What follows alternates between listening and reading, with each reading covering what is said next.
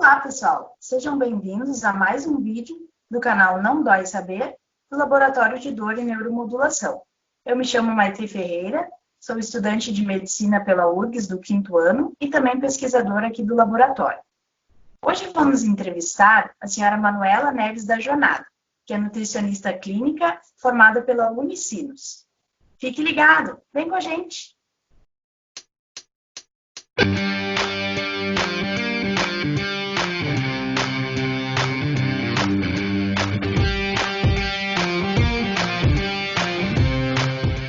A senhora Manuela Neves da Jonada é nutricionista clínica formada pela Unicinos, com mestrado em medicina pela URGS, no estudo da relação intestino-encéfalo, e atualmente vem desenvolvendo seu projeto de doutorado em medicina também pela URGS, sobre neuromodulação em comportamento alimentar em pacientes com fibromialgia.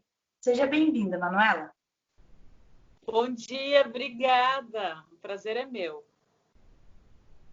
Bem, neste vídeo de hoje vamos tentar abordar o aspecto dos hábitos alimentares durante a pandemia do novo coronavírus que estamos vivenciando.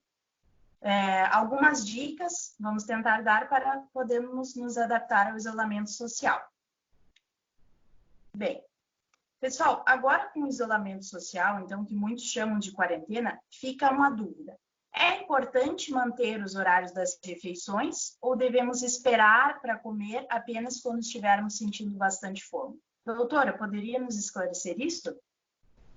Sim, Maitê, é bem importante que a gente mantenha uma rotina alimentar, que não precisa ser a mesma de quando estávamos trabalhando fora, né? Os horários mudam, né? Muitas pessoas não têm mais aquele tempo de deslocamento, então pode acordar um pouquinho mais tarde, não tem problema nenhum. Mas tentar, então, formar uma rotina nova, né? Mas que se tem essa rotina, com alguns horários, né? Assim, específicos para a refeição. Isso evita que a gente fique beliscando, ou que passe muitas horas sem comer, e aí na hora da refeição está com muita fome, né? Mais por isso. Sim, aí acabe comendo em quantidades superiores às necessidades alimentares. Exatamente, né? Deixando a fome escolher, né? Ou o contrário, ou a gente fica beliscando o dia inteiro, nem faz refeição direito, né? Para o nosso corpo, para a nossa saúde não é legal. E pode também, né, gerar um ganho de peso, enfim. Então, nunca é legal, né? É legal fazer mais ou menos uma rotina alimentar, mesmo que em horários diferentes. Isso também evita, né, doutora, o comer emocional, que a gente conversou na outra entrevista. Exatamente, esse comportamento alimentar disfuncional, né? Evita, ajuda, né, a evitar. Bom, uma outra pergunta. Como as pessoas estão indo com menor frequência ao mercado, né? Fazem um volume um pouco maior de compras para diminuir os riscos de contaminação, elas tendem a estocar alimentos industrializados, como bolachas, condimentos, enlatados, doces, porque esses alimentos podem ficar por mais tempo armazenados na despensa, né? E também acabam comprando menos frutas e verduras porque estão mais caras, realmente, e porque dizem que em casa vai estragar. Acabam não conseguindo comer um volume tão grande e não sabem como armazenar. Mas, doutora, frutas e verduras podem ser congeladas sem haver um grande prejuízo na qualidade nutricional, não é mesmo? Sim, podem sim ser congeladas sem problema. Também existe a técnica de branqueamento, que aumenta a segurança mesmo, né, para contaminação e para principalmente conservar. Então, sim, nós podemos congelar.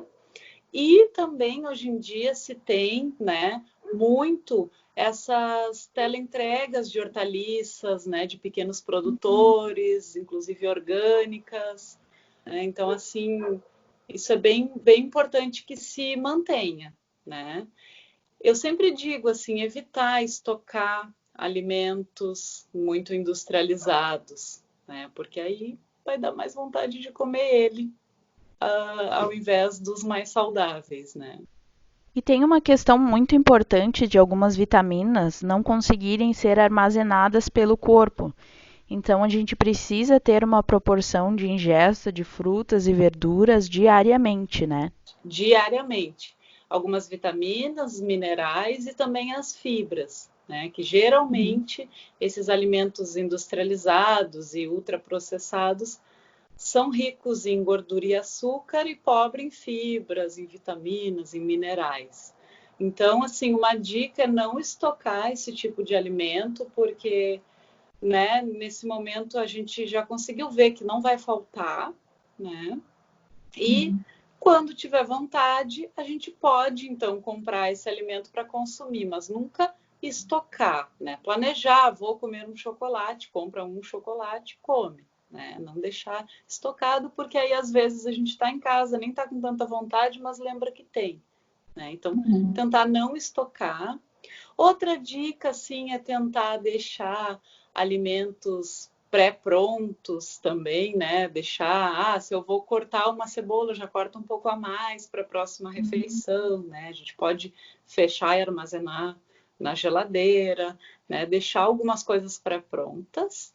Outra dica também é cozinhar um pouco para mais, para ter já, né, congelado, enfim, para outras refeições. Porque muita gente nesse momento não tem tanto tempo para cozinhar, né? Tá trabalhando em casa, enfim, com criança, tudo mais, muitas pessoas. Então, fazer esse tipo de coisa, né? Certo. Você poderia citar, doutora, alguns alimentos que estejam fáceis de encontrar agora nessa época do ano, aqui no nosso Rio Grande do Sul se aproxima o inverno, né? Que sejam baratos e que contenham nutrientes, né? Tais como as vitaminas que a gente mencionou, que possam ser úteis para melhorar a atividade do sistema imunológico, né? Ou seja, melhorar a imunidade, né? Que possam ajudar nisso. Sim, é sempre interessante, Maite, que a gente use os alimentos da época, porque eles são mais baratos em função de estarem na safra, enfim, e também eles são mais ricos em nutrientes, porque eles não foram maturados de forma forçada, né? Hoje em dia nós temos tecnologia para isso. Então, sempre usar os alimentos da época, né? Agora, no outono, inverno, nós temos a bergamota, o caqui, o abacate, o figo. De hortaliça temos a abóbora, a berinjela, nós temos também a mandioca, a batata doce, né? Então tem bastante variedade, assim, é bem importante que a gente use esses alimentos.